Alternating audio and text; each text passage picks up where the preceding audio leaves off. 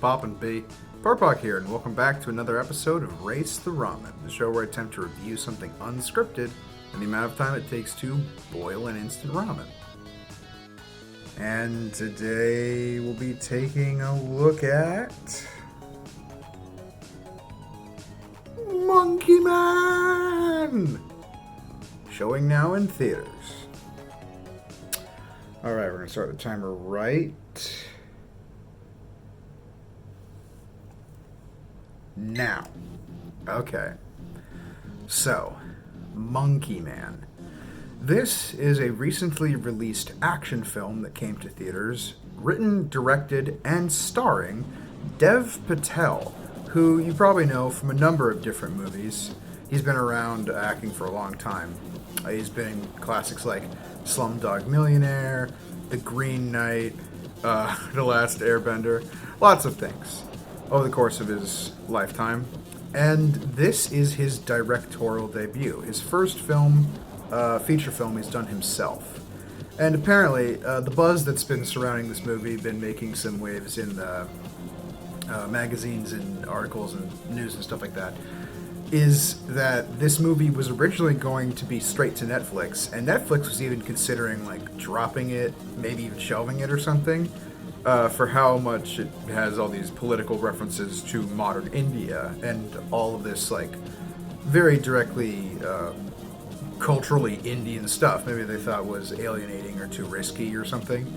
But then Jordan Peele, director, comedic actor, and star of the sweating horse porn gif, Jordan Peele, saw the movie at a screening and loved it so much that he decided to throw money at it and get it a distribution deal outside of Netflix. And so now, with Universal and Peele's help, Dev Patel's vision has been magnified and put under a bit of a bigger megaphone than it might have been, and people got their eyes on it. What is this Monkey Man that he brings us? Well, in a very simplified manner, it is a John Wick-esque revenge action thriller. You have Dev Patel starring as this guy named Bobby, and he's just kind of a kid with no name drifter. He lives like makes it a meager living. He fights in like a monkey mask in an underground wrestling ring at night, and he tries to work his way up through this organization looking for a powerful man that came to his village when he was young and like killed a bunch of people and like took him from his mother. All these things, a lot of fairly familiar tropes that we've seen in a number of different movies. Plays around with ideas of faith and fable and stories and just class. A lot of things that make it a little more than just a typical revenge story.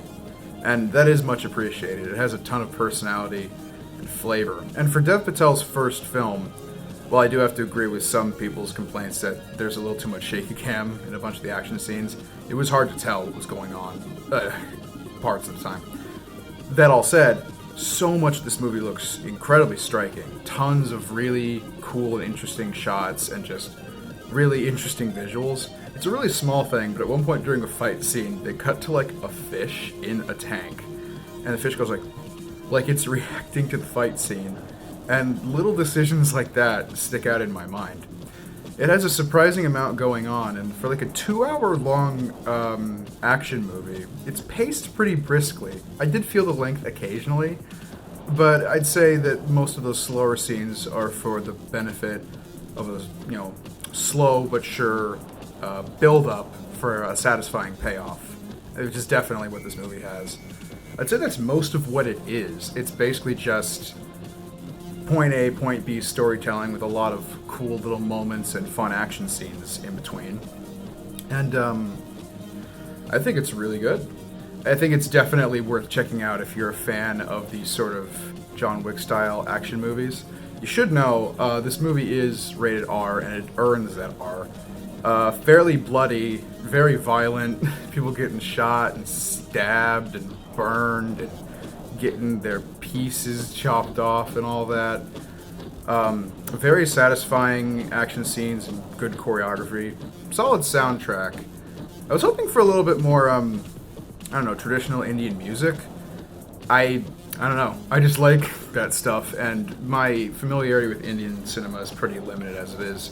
It's basically just what Netflix has. So like RRR and Loop Lapeta, which itself is a remake of a German movie. But anyway, I'm getting off track here.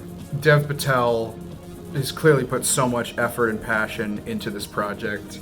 It is dripping with sweat and passion and fury and effort, and it's great. You should totally see it.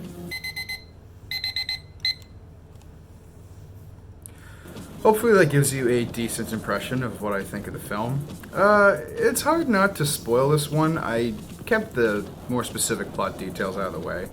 But in broad strokes, it really is just like a fairly straightforward revenge thriller. It's just in the small details where it distinguishes itself and becomes something new and interesting.